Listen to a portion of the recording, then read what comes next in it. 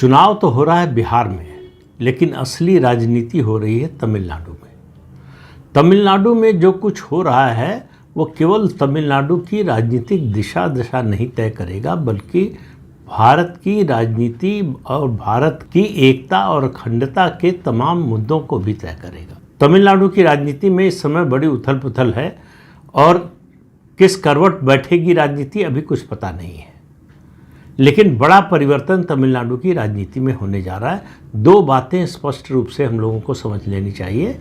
एक, इस बात पर डीएमके आमादा है कि किसी तरह से उसको बीजेपी वाले गठबंधन को रोकना है, किसी भी हालत में सत्ता में नहीं आने देना है। उसके लिए वो किसी भी हद तक जाने को तैयार है। डीएमके की नज़र में 2026 विधानसभा चुनाव की लड़ाई राज्य की ऑटोनॉमी बनाम यूनियन गवर्नमेंट की ताकत के बीच में होना है। यानी यूनियन गवर्नमेंट की जो सॉवरेन ताकत है, सार्वभौम ताकत है, उसको एक तरह से डीएमके और स्टालिन चुनौती दे रहे हैं।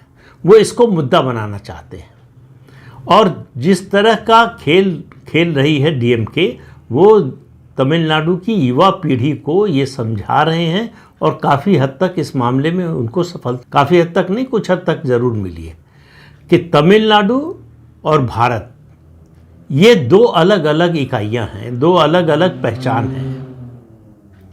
ये वही खेल है जो कश्मीर में आज़ादी के बाद से खेला गया और आतंकवाद आया उसके बाद से इस प्रक्रिया को तेज किया गया। कश्मीरी से आप किसी घाटी में किसी कश्मीरी से बात कर लीजिए, वो आपको, अगर आप कश्मीर के रहने वाले नहीं हैं तो आपको इंडियन बोलेगा। तो सवाल ये है कि वो जो घाटी में कश्मीरी है वो कौन है। इससे आप अंदाज़ा लगा सकते हैं यही भावना तमिलनाडु में भड़काने की कोशिश डीएमके कर रही है। मुश्किल उसकी ये है कि एंटी इनकम्बेंसी बहुत भारी पड़ रही है।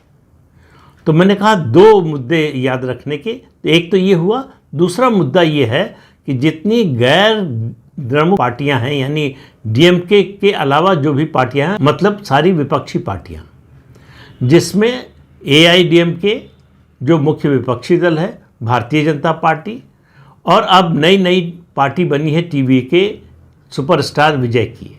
इन तीनों में कोई गठबंधन नहीं हुआ है। एआईडीएमके और बीजेपी में तो हुआ है, लेकिन विजय इस गठबंधन में यानी एनडीए में शामिल नहीं हुए हैं।